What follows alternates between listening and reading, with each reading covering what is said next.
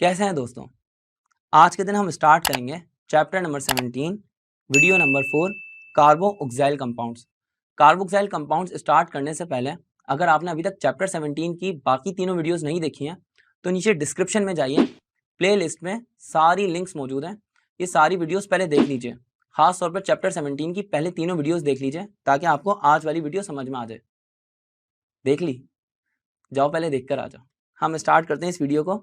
Chapter number 17 video number 4 carboxyl compounds के बारे में बात करते हैं। कार्बोक्सिल कंपाउंड्स वो कंपाउंड्स जिनका फंक्शनल ग्रुप होता है COO। कार्बोक्सिल कंपाउंड्स वो होते हैं जिनका फंक्शनल ग्रुप COO यानी कि कार्बन का डबल बॉन्ड एक ऑक्सीजन के साथ होगा, फिर साथ में एक और ऑक्सीजन के साथ। इसको समझाता हूँ कैसे। ये कार्बन का डबल बॉन्ड ऑक्सीजन के साथ और फिर कार्बन का सिंगल बॉन्ड एक और ऑक्सीजन के साथ मौजूद होगा। अभी इस ऑक्सीजन की एक वैलेंसी खाली है, ये कहलाता है कार्बोक्सिल कंपाउंड। अगर इसी कार्बोक्सिल कंपाउंड को एक जगह पर एक अल्काइल ग्रुप से अटैच कर दिया जाए और दूसरी जगह पर दूसरे हाइड्रोजन से अटैच कर दिया जाए तो फिर ये कहलाएगा कार्बोक्सिलिक एसिड। और अगर कार्बन का डबल बॉन्ड ऑक्सीजन के साथ में शामिल हो और उसके बाद एक ऑक्सीजन डायरेक्टली कनेक्टेड हो अल्काइल ग्रुप के साथ और फिर ये वाला कार्बन अटैच्ड हो एक और अल्काइल ग्रुप के साथ, यानी दो अल्काइल ग्रुप के साथ अटैच्ड हो, तो फिर ये कहलाएगा ईस्टर। तो अभी तक आपको कार्बोक्सिलिक एसिड में और ईस्टर में डिफरेंस समझ में आ गया होगा। मैं पहले कार्बोक्सिलिक एसिड्स की बात कर लेता हूँ। इस टॉपिक से बहुत कम एमसीक्यूज आते हैं, लेकिन सारे एमसीक्यूज डेटा के आते हैं। डेटा के एमसीक्यूज से मुराद मेरी ये है कि कार्बोक्सिलिक एसिड्स के अंदर बहुत सारी फैमिलीज हैं, जैसे कि formic acid, citric acid, tartaric acid, ये कौन लैक्टिक एसिड वगैरह, ये कौन कौन सी चीज़ों के अंदर शामिल होते हैं और ईस्टर्स कहाँ कहाँ पे यूज़ किए जाते हैं। इस तरह के सवालात इस टॉपिक से किए जाते हैं, लेकिन इक्वेशंस नहीं पूछी जाती। तो हम इक्वेशंस को स्किप करके बाकी सारी चीज़ों को समझने की कोशिश करते हैं। कार्बोक्सिलिक एसिड्स की IUPAC नेमिंग हम पहले डिस्कस कर चुके हैं। कार्बोक्सिलिक एसिड्स की IUPAC ने हम पहले डिस्कस कर चुके हैं। वीडियो नंबर हमारी चैप्टर नंबर 16 की वीडियो थी, उसके अंदर आप जाकर देख सकते हैं। लेकिन कार्बोक्सिलिक एसिड्स की वीडियो को थोड़ा सा डिस्कस कर लेते हैं यहाँ पर। जैसे COOH ग्रुप है, अगर ये अटैच्ड है CH2 और फिर CH3 के साथ में, तो हम क्या करेंगे, नंबरिंग वहाँ से स्टार्ट करेंगे जहाँ से हमारा फंक्शनल ग्रुप करीब है। तो यहाँ पे फंक्शनल ग्रुप आ रहा है फर्स्ट पोजीशन पर, फिर सेकंड और फिर थर्ड। 3 कार्बन होगा तो ये हो जाएगा प्रोपेन। प्रोपेन के नाम के आखिर में ई हटा देंगे और कार्बोक्सिलिक एसिड है तो इसका सफिक्स यूज करेंगे। इसका सफिक्स होता है ओइक एसिड, तो ये हो जाएगा प्रोपानोइक एसिड। Propanoic acid. इसी तरह से ब्यूटानोइक एसिड, पेंटानोइक एसिड और इथानोइक एसिड वगैरह वगैरह, ये सारे कंपाउंड्स हैं। अगर हम बात करते हैं HCOOH की, HCOOH वैसे कहलाता है मिथानोइक एसिड, लेकिन इसका एक कॉमन नेम भी है। मिथानोइक एसिड का कॉमन नेम है फॉर्मिक एसिड, और ये फॉर्मिक एसिड इसका ओरिजिन है रेड आंट्स, लाल चूटियों के अंदर ये एसिड मौजूद होता है। इसी तरह से अगर हम बात करते हैं, हमारे पास एक कंपाउंड है CH3COOH। इसको वैसे तो 2 कार्बन की वजह से कहा जाता है इथानोइक एसिड, लेकिन ये इथानोइक एसिड मौजूद होता है विनेगर के अंदर। विनेगर के अंदर ये मौजूद होता है। इसका एक कॉमन नेम है, वो कॉमन नेम है एसिटिक एसिड। एसिटिक एसिड मौजूद होता है सिरके के अंदर, हर घर के अंदर ये मौजूद होता है।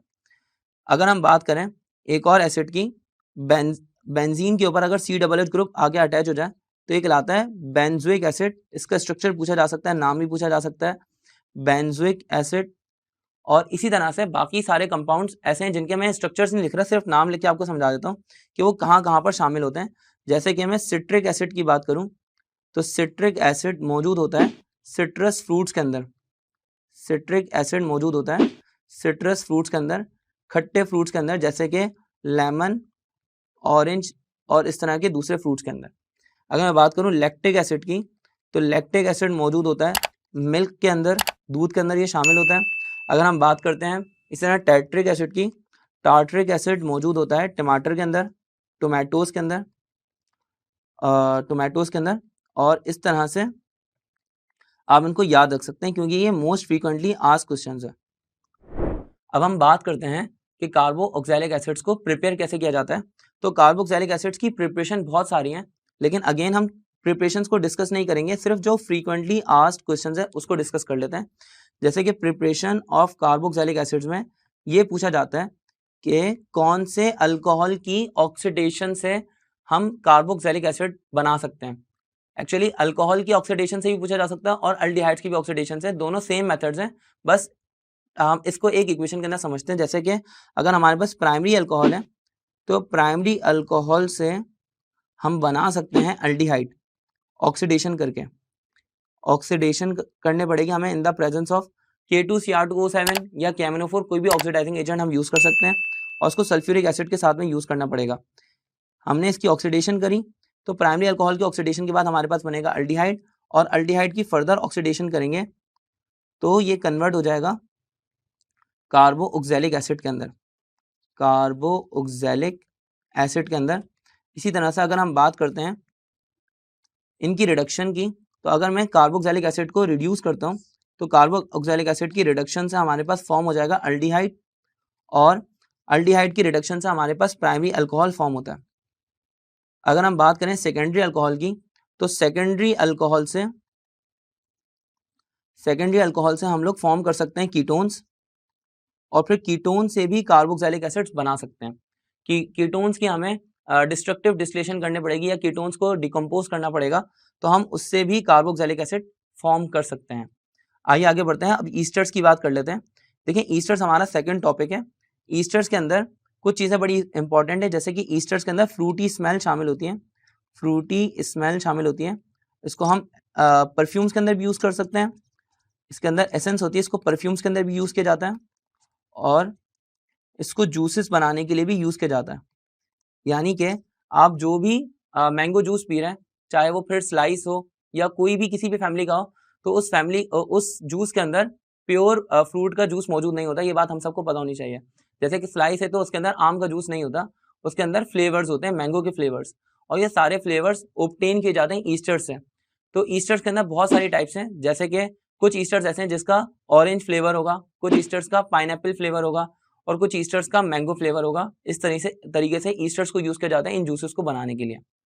आइए आगे बढ़ते हैं, ईस्टर से रिलेटेड क्या क्या सवाल पूछे जाते हैं। तो ईस्टर से रिलेटेड 3 इंपॉर्टेंट इक्वेशंस पूछी जा सकती हैं।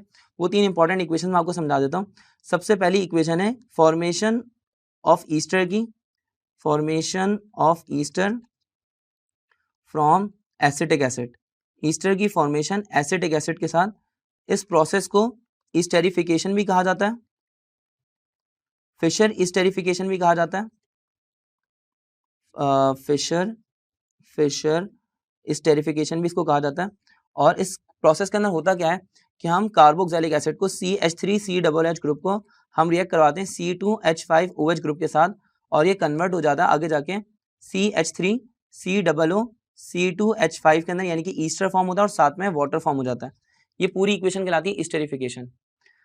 ईस्टर की बाकी 2 इक्वेशंस लिखने की जरूरत नहीं है, जस्ट उनको वैसे ही समझ लीजिए कि अगर मैं हाइड्रोलिसिस करूं ईस्टर की, हाइड्रोलिसिस ऑफ ईस्टर, अगर मैं ईस्टर की हाइड्रोलिसिस करूं इन एसिडिक मीडियम, तो क्या चीज फॉर्म होगी, इन एसिडिक मीडियम तो क्या प्रोडक्ट्स फॉर्म होंगे, और अगर मैं इसकी हाइड्रोलिसिस करूं बेसिक मीडियम के अंदर तो क्या प्रोडक्ट्स फॉर्म होंगे, ये बात मुझे पता होनी चाहिए।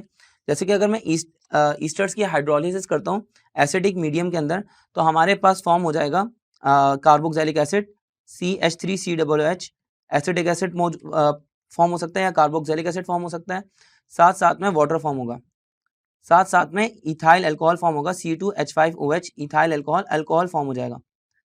अगर हम बात करते हैं बेसिक मीडियम के अंदर, तो हमारे पास फॉर्म हो सकता है सोडियम एसीटेट, जिसका फॉर्मूला होगा CH3COONA, ये फॉर्म हो सकता है हमारे पास, और साथ में अल्कोहल फॉर्म हो जाएगा अगर हम इसकी हाइड्रोलिसिस करेंगे बेसिक मीडियम के अंदर। तो ईस्टर का टॉपिक यहाँ पे खत्म हो सकता है, बस इसकी थोड़ी सी IUPAC नेमिंग को डिस्कस कर लेते हैं, इसके बाद हम इस टॉपिक को एंड करेंगे। ईस्टर्स की IUPAC नेमिंग के अंदर एक चीज को अपने ध्यान में रखने की जरूरत है कि हमारे पास ईस्टर का फॉर्मूला होता है RCOOR। तो जो अल्काइल ग्रुप ऑक्सीजन के साथ अटैच्ड होगा, इस अल्काइल ग्रुप को नाम दिया जाएगा अल्काइल का ही ऑब्वियसली, और जो अल्काइल ग्रुप कार्बन के साथ अटैच्ड होगा, इस अल्काइल ग्रुप को नाम दिया जाएगा एल्कानोएट का, एल्कानोएट। नाम के आखिर में OH सफिक्स लगेगा, तो इसका पूरा नाम बन जाएगा अल्काइल एल्कानोएट। जैसे कि अगर मान लीजिए हमारे पास कंपाउंड है CH3COO और साथ में हमारे पास लिखा हुआ है C2H5, तो C2H5 जो है ये कार्बन अटैच्ड है ऑक्सीजन के साथ, तो इसका नाम हो जाएगा अल्काइल। जबकि CH3COO ये हमारे पास इथाइल ग्रुप है, ये कार्बन अटैच्ड है इस वाले कार्बन के साथ, तो इसके नाम के आखिर में OH लगेगा। तो C2H5 का नाम हो जाएगा एक्चुअली इथाइल, और CH3COO का नाम हो जाएगा इथाइल इथानोएट। सिमिलरली अगर हमारे पास लिखा हुआ है CH3COO, साथ में एक और मरतबा लिखा है CH3, तो वो अल्काइल ग्रुप जो कि ऑक्सीजन के साथ अटैच्ड है, इस अल्काइल ग्रुप को अल्काइल वाला नाम दिया जाएगा। जैसे कि CH3 तो इसका नाम दिया जाएगा मिथाइल का, और साथ में CH3COO का नाम दिया जाएगा इथानोएट का, क्योंकि 2 कार्बन है और ये वाला कार्बन अटैच्ड है, एक और कार्बन एटम के साथ, तो इसका नाम हो जाएगा मिथाइल इथानोएट। कार्बोक्सिलिक एसिड की और ईस्टर की ये वीडियो यहाँ पर खत्म होती है। हमने इस वीडियो के अंदर कार्बोक्सिलिक एसिड्स के अंदर जो फैमिलीज हैं, जो एसिड्स बहुत सारे हैं, वो कहाँ कहाँ पे यूज होते हैं, इनकी थोड़ी बहुत IUPAC नेमिंग इसको डिस्कस किया। कौन सी ऑक्सीडेशन से कौन सा एसिड बनाया जा सकता है, कार्बोक्सिलिक एसिड बन सकता है, कोई इन चीज़ों को डिस्कस किया, और ईस्टर्स को थोड़ा ब्रीफली हमने पढ़ा। तो हमारी वीडियो यहाँ पर एंड होती है। अगर आपको हमारी वीडियो पसंद आई है तो हमारे चैनल को सब्सक्राइब कर लीजिए, साथ साथ में बेल आइकॉन को प्रेस कर लीजिए, और हाँ, लाइक तो करो यार। नीचे डिस्क्रिप्शन में जाइए, डिस्क्रिप्शन में प्लेलिस्ट की लिंक मौजूद है, वहाँ पे आप सारी वीडियोस लाइन से देख सकते हैं। और इसी तरह से डिस्क्रिप्शन में एक और लिंक है जहाँ पे आप मकसद ऐप की तरफ चले जाएंगे, उस पर क्लिक करके और अपना ECAT MDCAT का कोर्स बाय कर सकते हैं। उसमें आपको मिल जाएंगे 6000 से 8000 MCQs, जो कि आपकी तैयारी में मददगार साबित होंगे। तो हम आपसे मिलते हैं नेक्स्ट वीडियो में। अपना ख्याल रखें। अल्लाह हाफिज़।